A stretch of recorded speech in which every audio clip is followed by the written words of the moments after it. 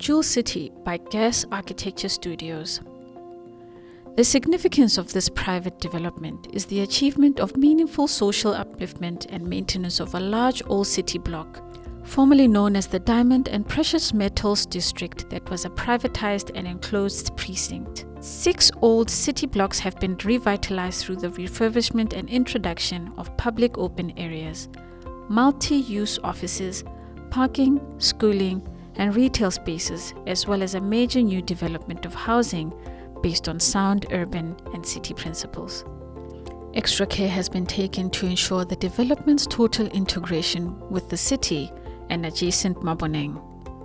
This is achieved through its strategy to introduce and reinforce a public pedestrian walkway and courtyards with seating, landscaping, and mural artworks that encourage people to slow down and use these spaces.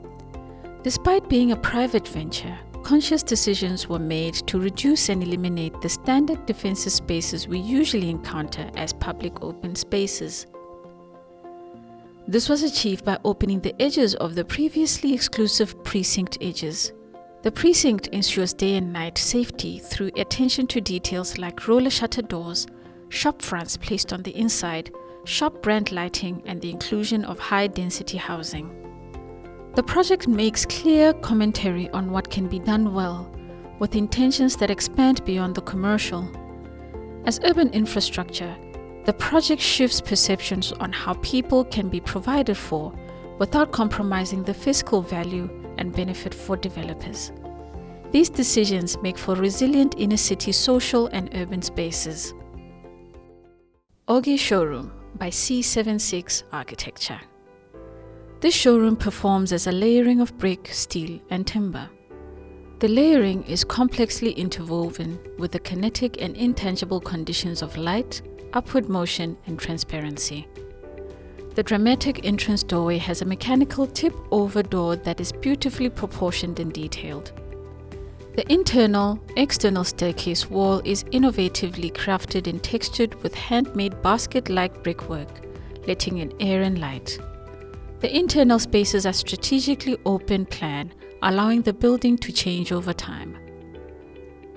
Though a small-scale project, intricate moments in the junctions that relate to the adjacent buildings and sites create breathing spaces for the users, and some have dramatic internal volumes. The architects have displayed a clear sensitivity and awareness to the role the users play in making buildings, whether the users are the employees, potential clients, or architects viewing products. There is a clear acknowledgement of the building's context and its relationship to the street, along with an acknowledgement of its scale. This architecture project experiments with movement through interconnected volumes, volumetric subtractions on the outside, and textured and simple technologies. The building brilliantly showcases the range and potential of the client's products, even though it does not depend on those products for its successes, through the use of the products and their display throughout the building. The showroom is an exercise in restraint, is meticulously designed, and is well crafted. Ode to Oak Pavilion by Rebel Base Collective. The Ode to Oak Pavilion, set within the very exclusive Johannesburg Country Club and its attendant lush green landscapes, is a masterfully crafted sculptural and functional canopy. Even as it disrupts the formality of the heritage structures to which it seamlessly connected, it complements and reinvents the terrace that it now shelters. The new roof covering, through its sculptural, curvilinear profile shape, responds in a unique and contemporary way to its former Art Deco and conservative ancestors. The grand old large oak trees, together with the Art Deco balcony above, and the need to integrate green views from above, become the scalar units with which to architecturally repost the old. The commentary leveled here is that challenging what has traditionally been held as sacrosanct heritage can be clearly contested in a very deliberate and sophisticated way. The project is lauded for its contribution to opening up the dialogue about what it means to merge contemporary architectural languages, technologies, and materials with traditional Western architectural language, Indeed, the project provokes interactions and shifts perceptions of how we should approach historicized sites and build form within contested landscapes. 250 Buitengracht Street, Cape Town by Team Architects. The conversation around urban density and compaction in historically white suburbia, adjacent to or in close proximity to diverse inner cities, has been engaged in this project. The site lies at the cusp of the Workup and Damboerskloof. The merits of the project lie in the human scale of the buildings relative to its context, its fine grain, and its careful integration within the slopes of the dramatic site gradient. The project has easily extended the current spatial paradigm of living and working in connected spaces while integrating moments of privacy. The original stone, cast iron boundary wall and existing Victorian house have been restored and integrated into the new brick boundary wall and gables of the new buildings higher up the slope. The main Victorian home has been altered behind its facade and split in two by the new additions, flattening the hierarchy of a typical manor house. Contemporary interiors and shared planted courtyard spaces make for a very livable city-suburban lifestyle, with shared and communal spaces simultaneously making for possible social engagement and privacy. The selection of materials complements the planning strategy, merging old stonework adjacent to new brickwork. Old plastered brickwork with new steel and corrugated cladding helps break down the scale of the single project into intimate pieces of beautifully detailed spaces. It is an important addition to the conversation around the possibilities that mixed-use or mixed programming buildings offer, as well as to the too often fraught dialogue on what constitutes appropriate architectural responses in heritage-sensitive or historically contested contexts. Westbury Transformation and Development Center by Ntsika Architects. The location of Westbury is a historically contested space. This historically marginalized community is a particularly difficult urban precinct within which to work architecturally.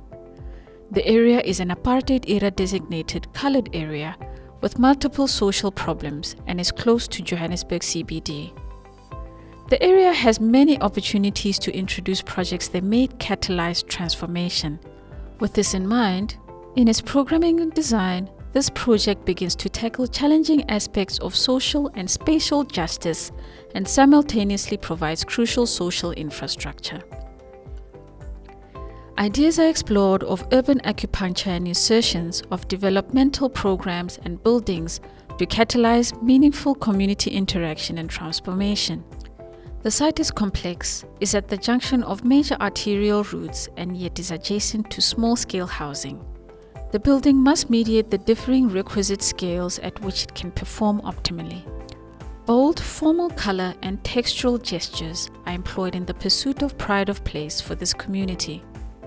Existing heritage buildings were incorporated into the scheme. In this context, when newly built infrastructures of this scale and complexity are rare, this building plays an important role in marking a change in the visual landscape for the residents and goes some way to shifting perceptions of the neighborhood.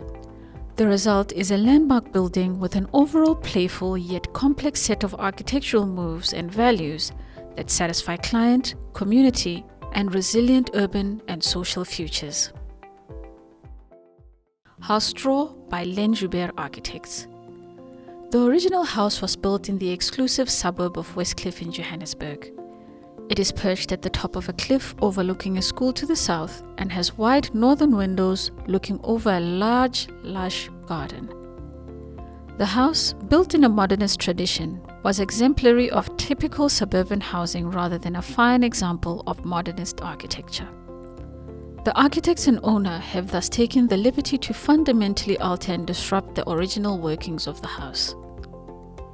The large openings to the north are newly treated modern moving sliding glass openings. The blank, old southern edge of services has been altered into new glass walkways providing new city views to the south. The owner is a landscape architect and lived and worked in the house while some ad hoc changes were made. The complete renovations have taken place over several phases and over a long period, allowing for a deeper engagement with the site, design process, and product. Consequently, there would appear to be no back or front to the house, as all edges can be actively engaged with and have a direct connection or relationship with the spectacular site. Despite this, there is a unified architectural language holding together the whole.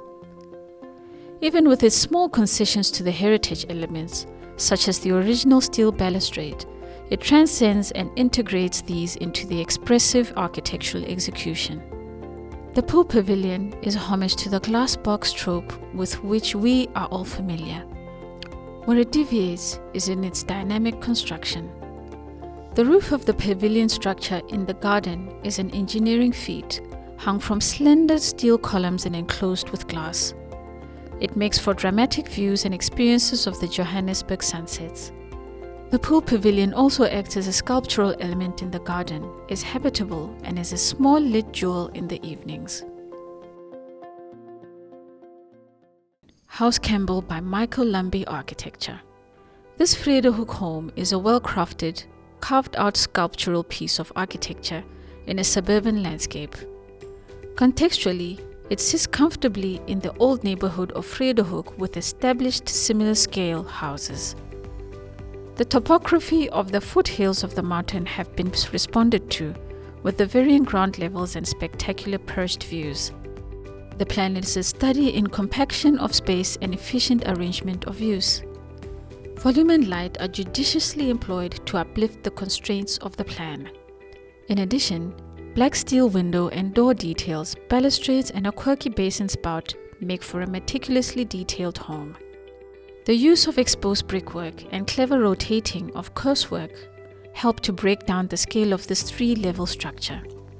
Additionally, the mix of geometries distinguishes its spatial and aesthetic response, making it a landmark building within its context and a talking point for neighbors and passers-by. Exterior garden and secret courtyard spaces are used and reached simultaneously with external service spaces, without the service spaces feeling like a backyard and without compromising the architecture. There is a careful consideration of planting, which is intended to eventually merge with the brickwork and soften the overall rectilinearity of the building. While it uses familiar technologies and materials, it pushes these materials to a symbiotic relationship with the spatial decisions. This project provides a discussion point for how small or compact properties can employ landscaping and be maximized to create generous, well-considered and well-crafted internal volumes. The synergy between client and architect is clear. This home considers the optimal suburban living needs of its client and is a pleasure to move through and live within. The Onyx, Jewel City by Gas Architecture Studios. The new Onyx housing development is part of the new Jewel City precinct. With 348 bachelor, 226 one-bed, and 91 two-bedroom units, the project is an ambitious inner-city housing proposition. The significance of the project lies in the sheer number of units achieved within the constraints of the site and budget. In its form, it contributes to the redefinition of the city block on which it is located, and reinforces the social spaces that form its ground floor threshold. The architects have worked intensively to find creative architectural solutions to consistently transfer the benefits to the user while addressing the pressing need for more and accessible, affordable gap housing. Some of the ways in which the architects have been able to achieve this are through a deep understanding of economy of space, structure, material, and cost. Even within its self-imposed structural limits, such as the sheer concrete walls that limit future adaptability, the project created other benefits, such as generous floor-to-ceiling heights in addition to a large number of units. In the almost stark utility of the finishes, the very rational system installations and fittings, and the essentializing of building infrastructures, the project demonstrates a good response to some of the gaps in the housing market for the diverse demographic it will serve. The building can be read as a manual in design efficiency while still creating quality living and socializing environments. The result is an overall responsible and sustainable housing solution designed in detail to exact economic standards. Its overall execution is a positive departure and deep critique of similar housing models and projects within the city and elsewhere, and is executed superbly.